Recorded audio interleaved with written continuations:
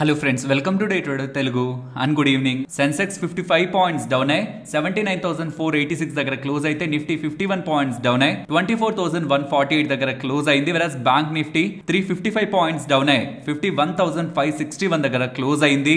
ఇవాల్టి మార్కెట్స్ ని పర్టికులర్ గా నిఫ్టీ సెన్సెక్స్ ని నిలబెట్టిందంటే ఐటీనే, కానీ వాళ్ళ mid caps and small caps ఎక్కువగా ఫాలో అయ్యాయి. Small cap nearly 2% and mid cap 1.5% దగ్గరగా ఫాలో అయింది. నిన్న పోర్ట్ఫోలియో స్టాక్స్ పెద్దగా పడుండవు అనుకున్నావా, కానీ ఇవాళ పోర్ట్ఫోలియో స్టాక్స్ లో కొంచెం బిగ్ ఫాల్ మనకి కనిపించుంటుంది. మరి దీని బ్యాక్ ఎవరు ఉన్నారనేది చూడాలి. ఇప్పటికి ఇంకా ఎఫ్ఐ డేటా రిలీజ్ కాలేదు. ఇప్పుడు 2 ఇంపార్టెంట్ థింగ్స్ గురించి మాట్లాడుకున్న తర్వాత మార్కెట్స్ దగ్గరికి వెళ్దాం. First the US fed related గా మీటింగ్ అవుట్కమ్. రీసెంట్ డేస్ నుంచి చాలా టైమ్స్ చెప్పాను, నవంబర్ 7th ఈవెంట్ అవుట్కమ్ వస్తుంది, నవంబర్ 8th మార్కెట్ లో అది రిఫ్లెక్ట్ అవుతుందని. దాంతో పాటు చైనీస్ ఎన్పిసి డేటా కూడా మనకు అప్డేట్ అవుతుంది అనుకున్నాం, అది కూడా వచ్చింది. ఫస్ట్ ఫెడ్ రిలేటెడ్ గా ఉన్న event as per expected data ఉంది. 25 బేసిస్ పాయింట్స్ రేట్ కట్ తీసుకున్నారు. అండ్ ఇన్ఫ్లేషన్ రిలేటెడ్ గా కానీ ఎకానమీ రిలేటెడ్ గా కానీ పాజిటివ్ గానే డవిష్ గానే తన స్టేట్మెంట్స్ ఉన్నాయి. ఇక ఆ డేటా అంతా చూసినా ఓవరాల్ కంక్లూజన్ మార్కెట్స్ రిలేటెడ్ గా నెగిటివ్ గా ఫెడ్ వాళ్ళ దగ్గర నుంచి కామెంట్స్ లేవు. And coming to China, expectations ఏమో డైరెక్ట్ క్యాష్ ట్రాన్స్ఫర్స్ ఉంటాయి. లైక్ ప్రజలకి ఇంత డబ్బులని ఇచ్చి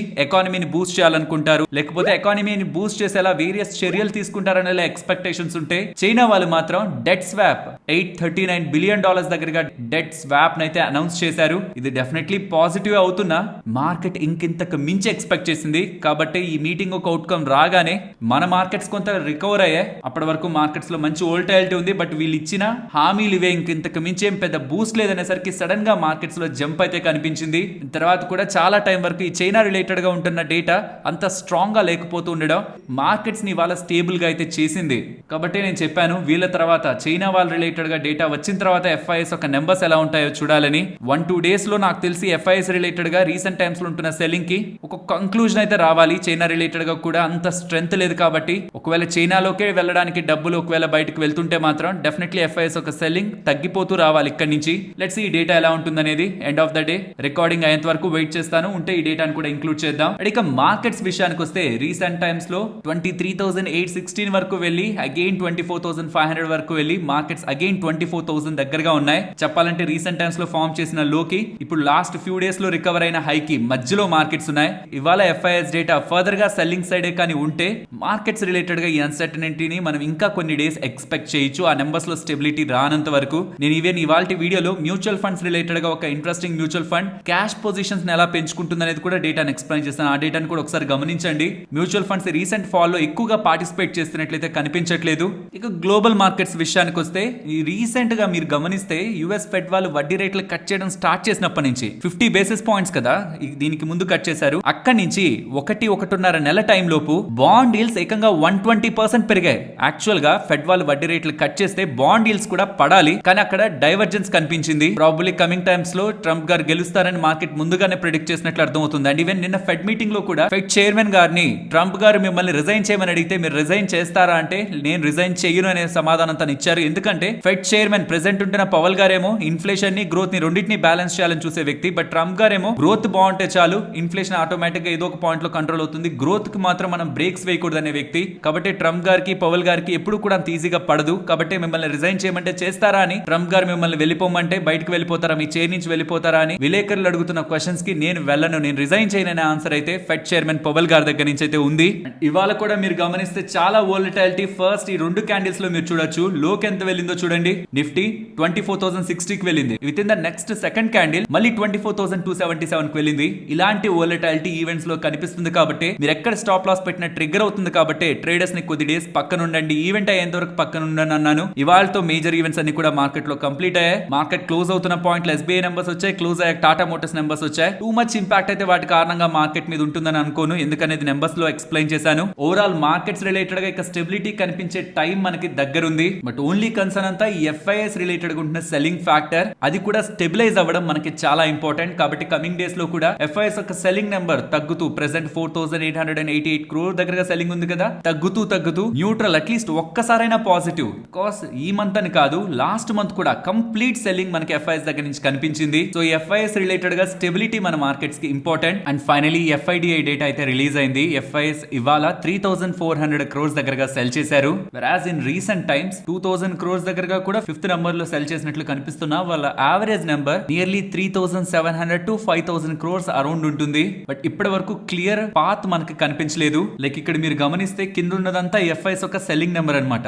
ఎక్కడ కూడా ఒక బార్ పెద్దదిగా ఉండి, బ్లూ బార్ పెద్దదిగా ఉండి తర్వాతవన్నీ చిన్నవిగా ఉండి ఇక చిన్నవవుతున్నట్టు ఉండదు. తగ్గుతుంది, మళ్ళీ పెరుగుతుంది, మళ్ళీ తగ్గుతుంది, మళ్ళీ పెరుగుతుంది, మళ్ళీ తగ్గుతుంది, మళ్ళీ పెరుగుతుంది. అండ్ అలా ఇప్పుడు 3400 crores దగ్గరికి వచ్చారు. ఇది కమింగ్ టైమ్స్ లో తగ్గుతూ 2000 crores, 1000 crores న్యూట్రల్ అట్లీస్ట్ ఒక్కసారైనా మెయింటైన్ చేసి కమింగ్ డేస్ లో కూడా స్టెబిలిటీ కానీ నెంబర్స్, లోయర్ నెంబర్స్ లో కానీ ఎఫ్ఐఎస్ దగ్గర నుంచి కనిపిస్తుంటే, ఇన్ని days of FIs constant selling, ఎక్కడ మీకు అప్ సైడ్ ఒక్క టిక్ మార్క్ కూడా కనిపించదు. బ్లూ మార్క్ పైకి వస్తున్నట్టు, కిందకుందంటే ఈ బ్లూ బార్లన్నీ కిందకున్నాయంటే దాని అర్థం సెల్లింగ్, పైకి ఉందంటే బయింగ్, పైన ఉన్నదంతా డిఐఎస్, కింద ఉన్నదంతా ఎఫ్ఐఎస్. ఈవెంట్స్ అన్ని అయిపోయాయి కాబట్టి అండ్ రీసెంట్ టైమ్స్ తో కంపేర్ చేస్తే కొంత లోయర్ నెంబర్ ఉంది కాబట్టి let's hope the best. Coming times లో ఈ నెంబర్ ఇంకా తగ్గి పాజిటివ్ ఆర్ న్యూట్రల్ లో వాళ్ళు మెయింటైన్ అవ్వాలని, వాళ్ళ షార్ట్స్ సుమారుగా 1,74,000 దగ్గరగా కాంట్రాక్ట్స్ ని నెట్ షార్ట్ గానీ ప్రెసెంట్ మార్కెట్ లో హోల్డ్ చేస్తున్నారు. ఫ్రెండ్స్, ఇలా మార్కెట్ లో ఉన్న ఎంటైర్ డేటాను అనాలిసిస్ చేస్తూ వీడియోని ఇలా మీ ముందుకు తీసుకురావడానికి మేము పెట్టిన ఎఫర్ట్స్ మీకు వాల్యుబుల్ గా అనిపిస్తూ ఉంటే మన వీడియోని తప్పకుండా లైక్ చేయండి.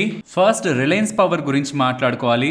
నిన్న ఈ పర్టికులర్ కంపెనీ రిలేటెడ్ వచ్చిన నెగిటివ్ అప్డేట్ గురించి మాట్లాడుకున్నాం కదా, దీని రిలేటెడ్ గా ఫర్దర్ అప్డేట్స్ వస్తూ ఉన్నాయి. యూజువల్ గా ఈ రీసెంట్ టైమ్స్ లో పవర్ థీమ్ స్ట్రాంగ్ గా ఉంటూ ఉండడం, ఈ స్టాక్ లో కూడా చాలా మంది ఇన్వెస్టర్స్ డెట్ క్లియర్ అవుతుంది, టర్న్ అరౌండ్ అవుతుందని ఇలా ఈ మేనేజ్మెంట్ వాళ్ళు క్రియేట్ చేస్తున్న ఎక్స్పెక్టేషన్స్ తో రీసెంట్ టైమ్స్ లో ఇన్వాల్వ్ అయి ఉండొచ్చు. బట్ ఇప్పుడు జరుగుతున్న ఈ రీసెంట్ డెవలప్మెంట్ ని కొంత జాగ్రత్తగా ఫోకస్ చేయండి. ఇది రీసెంట్ గా వచ్చిన సర్క్యులర్ అన్నమాట. 6th November వచ్చిన circular from SCCI, solar energy corporation of India. వీళ్ళ దగ్గర నుంచి వచ్చిన ఈ నోటిఫికేషన్ ప్రకారం రిలయన్స్ పవర్ 3 సంవత్సరాల పాటు నెక్స్ట్ వీళ్ళ రిలేటెడ్ గా వస్తున్న ప్రాజెక్ట్స్ వేటికి కూడా బిడ్డింగ్ కి రాకూడదని, ఆర్డర్స్ లో పార్టిసిపేట్ చేయకూడదని రిలయన్స్ పవర్ ని 3 సంవత్సరాల పాటు బ్యాన్ చేస్తూ solar energy corporation of India వాళ్ళు డెసిషన్ ని తీసుకున్నారు. అసలు ఎందుకు ఈ డెసిషన్ SCCA వాళ్ళు తీసుకున్నారు రిలయన్స్ పవర్ కి అగైనెస్ట్ గా? రిలయన్స్ పవర్ వాళ్ళు ఏం తప్పు చేశారు? వాళ్ళ చాలా ఇంట్రెస్టింగ్ గా ఉంటుంది. నిన్నటి వీడియోలో కూడా చెప్పాను, ఒక బిడ్డింగ్ లోకి పార్టిసిపేట్ చేయాలంటే ఒక ప్రోటోకాల్ ఉంటుంది. మీరు, నేను, ఎవరో నార్మల్ పీపుల్ కూడా వెళ్ళి బిడ్డింగ్స్ లో పెద్ద పెద్ద వేల కోట్ల ప్రాజెక్ట్స్ లో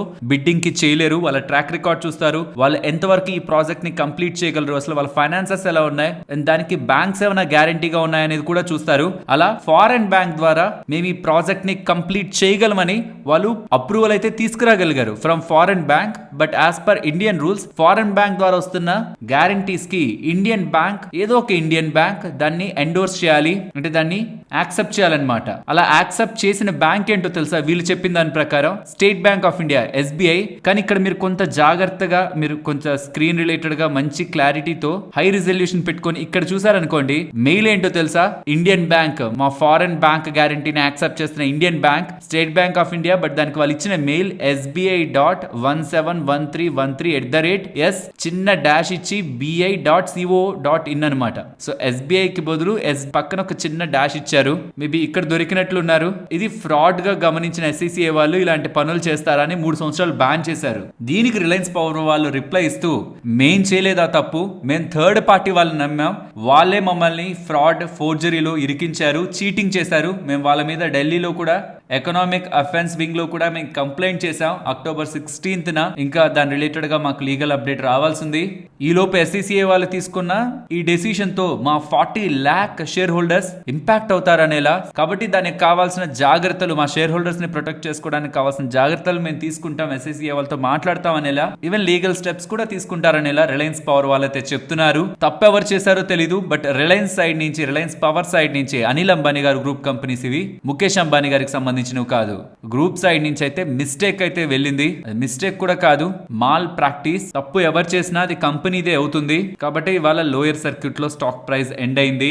అది సరే, రిలయన్స్ పవర్ వాళ్ళు మా దగ్గర 40 లక్షల మంది షేర్ హోల్డర్స్ ఉన్నారన్నారు కదా, మరైతే మిగిలిన ఏ కంపెనీస్ లో number of share holders Reliance power కంటే ఎక్కువ ఉన్నారన్నది మీరు ఇక్కడ స్క్రీన్ మీద గమనించవచ్చు. టాప్ మోస్ట్ నెంబర్ 1 ప్లేస్ లో మనకి ఎస్ బ్యాంక్ కనిపిస్తుంది, 62 lakh షేర్ హోల్డర్స్ ఉన్నారు. Next Tata steel 59 lakh, Tata motor 57 lakh, అలా IRFC అని, వొడాఫోన్ ఐడియా అని, సుజలాన్ అని, జియో ఫైనాన్షియల్ అని, Tata power, Reliance power, HDFC bank, NHPC, Reliance industries, State Bank of India, NTPC and ITC ఇవి రీటైలర్స్ హోల్డ్ చేస్తున్న top 15 or number of share holders ఎక్కువగా ఉంటున్న companies. వాటి మార్కెట్ క్యాపిటల్ ఎంత అంటే ఆ కంపెనీ ఒక విలువ కోట్లలో ఎంత ఉందనేది కూడా రైట్ హ్యాండ్ సైడ్ లాస్ట్ లో మీకు కనిపిస్తుంది. నెక్స్ట్ ఇవాళ మీరు గమనిస్తే జొమాటో స్టాక్ చాలా టైం వరకు ఈవెన్ 250 230 వరకు కూడా పాజిటివ్ లో ఉన్నది, కాస్త సడన్ గా అక్కడి నుంచి డ్రాప్ అయింది కదా. దీనికి ప్రధానమైన కారణం జొమాటో వాళ్ళు, స్విగ్గీ వాళ్ళు కొన్ని రెస్టారెంట్స్ తో ఎక్స్క్లూజివ్ పార్ట్నర్షిప్ అని ఏర్పాటు చేసుకొని కాంపిటీషన్ ని చంపేయడానికి ప్రయత్నిస్తున్నారనేలా సిసిఐ వాళ్ళు చెప్తున్నారని డేటా అయితే కనిపిస్తూ ఉంది. ఇది ఏ రకంగా ఉంటుందో చెప్తాను చూడండి. ఒకవేళ మీ ఊర్లో ఒక 5 రెస్టారెంట్స్ ఉన్నాయనుకోండి, ఆ 5 రెస్టారెంట్స్ లో 3 రెస్టారెంట్స్ స్విగ్గీ వాళ్ళు, 2 రెస్టారెంట్స్ జొమాటో వాళ్ళు మా ప్లాట్ఫామ్ లోనే లిస్ట్ అవ్వాలి, ఇంకే ఇతర ప్లాట్ఫామ్ లో మీరు లిస్ట్ అవ్వకూడదు, exclusive Swiggy exclusive Zomato exclusive అని పెట్టేసుకున్నారనుకోండి, మరి కొత్త ప్లేయర్ వచ్చి ఏ రెస్టారెంట్ ని తెచ్చుకోవాలి యాప్ లోకి? వీళ్ళిద్దరూ స్ట్రాంగ్ కరెక్టే. ఇప్పుడు కొత్త ప్లేయర్ వచ్చి ఇదే బిజినెస్ చేయాలనుకుంటే యాజ్ ఎ టెక్ ప్లేయర్ గా వీళ్ళని డిస్టర్బ్ చేద్దామని వస్తే ఈ లోపే వీళ్ళు రెస్టారెంట్స్ తో చేతులు కలిపేసుకొని మా దగ్గరే ఉండాలి, మా ప్లాట్ఫామ్ లోనే ఉండాలి, మీరు ఇంకే ప్లాట్ఫామ్ లో లిస్ట్ అవ్వకూడదని ఎక్స్క్లూజివ్ స్టోర్స్ ని ఆ రెస్టారెంట్స్ ని వీళ్ళ దాంట్లో పెట్టుకోవడం ద్వారా కాంపిటీషన్ ని వీళ్ళ మధ్యలో పంచుకుంటున్నట్లుంటుంది, ఓపెన్ మార్కెట్ లో పెడుతున్నట్లు ఉండదు. కాబట్టి వీళ్ళు తీసుకుంటున్న ఈ స్టెప్స్ తో ఇండస్ట్రీ ఇంపాక్ట్ అవుతుందని, కాబట్టి స్విగ్గీ అండ్ జొమాటో చేస్తున్న ఈ exclusive arrangements or agreements with partners CCI వాళ్ళు తప్పుగా పరిగణిస్తూ వీళ్ళపై చట్టరీత్యా చర్యలు తీసుకోబోతున్నారనేలా అప్డేట్స్ కనిపిస్తూ ఉండడం జొమాటో రిలేటెడ్ గా ఇవాళ ఫాల్ ఉంది. స్విగ్గీ ఇంకా లిస్ట్ అవ్వలేదు, ఇవాళ లాస్ట్ ఐపీఓ రిలేటెడ్ గా అప్లై చేయాలనుకుంటుంటే. Next November 20 stock market holiday. Actually ఆ రోజు Wednesday, but still market holiday, ఎందుకంటే ఆ రోజు మహారాష్ట్రలో ఎలక్షన్స్ జరగబోతున్నాయి. And November 23 both Maharashtra, Jharkhand ఈ 2 రాష్ట్రాలకు సంబంధించిన ఎలక్షన్ కౌంటింగ్ కూడా ఉంటుంది. అది ఇంపార్టెంట్ అనమాట యాక్చువల్ గా మార్కెట్ రిలేటెడ్ గా, బికాస్ ఈ కాంగ్రెస్ వాళ్ళకి ఆర్ కాంగ్రెస్ మిత్రపక్షాలకి ఎక్కువ మెజారిటీ వస్తుంది అనుకోండి, దెన్ కమింగ్ టైమ్స్ లో మోడీ గారి స్ట్రెంగ్త్ ఈ ఎన్నికల్లో వీక్ అవుతుందనేలా మార్కెట్ లోకి ప్రిడిక్షన్స్ వెళ్తాయి.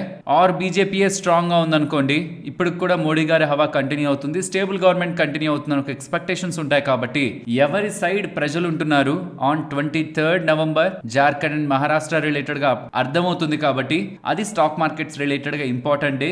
బట్ నవంబర్ 20 ఎలక్షన్స్ కారణంగా కంప్లీట్ స్టాక్ మార్కెట్ కి ట్రేడింగ్ హాలిడేని ప్రకటిస్తున్నట్లు ఎన్ఎస్ఈ వాళ్ళైతే అప్డేట్స్ చేశారు.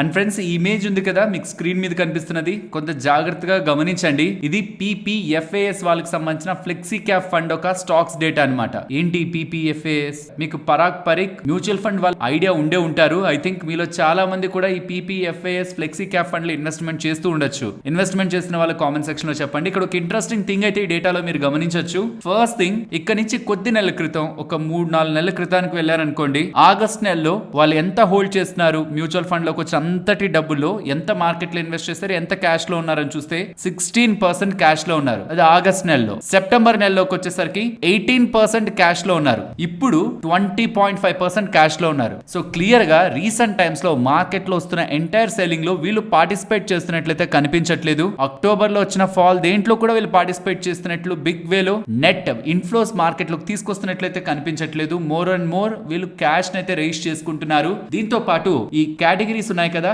Auto ancillaries, banks and finance, అలా కింద దాని కింద క్యాపిటల్ మార్కెట్స్ అని ఉందా, ఈ క్యాపిటల్ మార్కెట్స్ రిలేటెడ్ గా ఇప్పుడని కాదు గతంలో కూడా సెల్ చేస్తూనే వస్తున్నారు. ఇప్పుడు కూడా సెప్టెంబర్ నెలతో కంపేర్ చేస్తే అక్టోబర్ నెలలో అక్కడ డీసెంట్ సెల్లింగ్ అయితే కనిపించింది. అలా కొన్ని స్టాక్స్ లో కంప్లీట్ ఎగ్జిట్ అయితే తీసుకుంటున్నారు. వెరాజ్ ఏం బై చేస్తున్నారు అనేది మీరు అండర్లైన్ చేసి చూడాలని చూస్తే బ్యాంక్స్ లోకి వెళ్తున్నారు, ఫైనాన్షియల్స్ లోకి వెళ్తున్నారు, ఐటీసీని కొంటున్నారు, పవర్ గ్రిడ్ ని కొంటున్నారు, అండ్ ఇన్ఫోసిస్ ని కూడా యాడ్ చేసుకుంటున్నారు, and more Coal India related గా స్టాక్స్ ని కూడా యాడ్ చేస్తున్నారు. సో నేను ఎందుకు ఇది చూపించి ఎక్స్ప్లెయిన్ చేస్తుంటానంటే, మంత్ ఆన్ మంత్ బేసిస్ లో బిగ్ మ్యూచువల్ ఫండ్స్ రిలేటెడ్ గా వ్యూ ఎలా మారుతుంది అనేది కూడా అసెస్మెంట్ చేస్తే వాళ్ళు ఇంకా డీప్ అనాలిసిస్ కదా చేసి డెసిషన్స్ తీసుకుంటారు. దీని బ్యాక్ ఏదైనా లాజిక్ ఉందా? ఎందుకు కోల్ ఇండియా, ఎందుకు పవర్ గ్రిడ్ ఎక్కువగా మనం వినని పేర్లు, ఐటీసీ, ఇన్ఫోసిస్ మీద ఎందుకు ఉన్నారు? Because they want stability. Present market ఒకవేళ ఎంత డౌన్ సైడ్ కి వెళ్తున్నా స్టేబుల్ గా పర్ఫార్మెన్స్ డెలివర్ చేసేవి అండ్ ఎక్కువగా పడని స్టాక్స్ రిలేటెడ్ గా ఎక్కువ ఫోకస్ చేస్తున్నట్లయితే అర్థమవుతుంది. కొత్త పొజిషన్ ఒక్కటి కూడా తీసుకోలేదు, ఎగ్జిస్టింగ్ ఉన్న వాటిలోనే యాడ్ చేసుకున్నారు వీళ్ళు.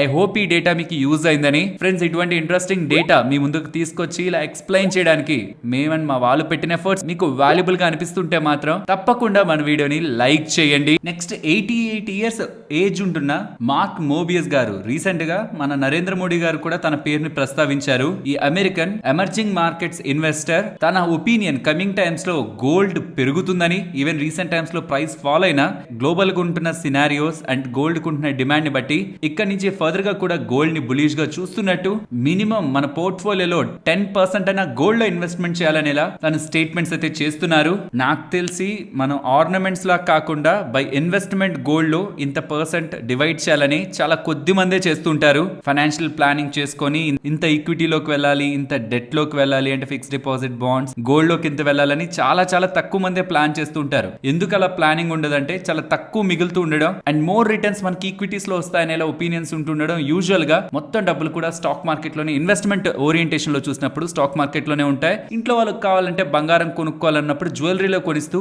ఓకే అక్కడ కూడా గోల్డ్ ఉంది కదా అని మనం అనుకుంటుంటాం. నాకు తెలిసి ఇదే మెజారిటీ ఆఫ్ ఇన్వెస్టర్స్ ఫాలో అవుతుంటారు అనుకుంటున్నాను. లేదు నేను గోల్డ్ లో కూడా ఇన్వెస్ట్మెంట్ ఓరియంటేషన్ లో ఇన్వెస్ట్ చేస్తుంటారంటే అది కామెంట్ సెక్షన్ లో చెప్పండి. వెరాజ్ సౌరవ్ ముఖర్జీ గారు ఉన్నారు కదా ఫండ్ మేనేజర్, తనేమో గోల్డ్ కాదు, గోల్డ్ లోయర్ రిటర్న్స్ ఉంటాయి, వోల్టైల్ గా ఉంటది, దాని బదులు ఈక్విటీ మార్కెట్స్ బెటర్ రిటర్న్స్ ఇస్తాయి కంపేర్డ్ విత్ గోల్డ్ అని తన అభిప్రాయాన్ని అయితే చెప్తున్నారు.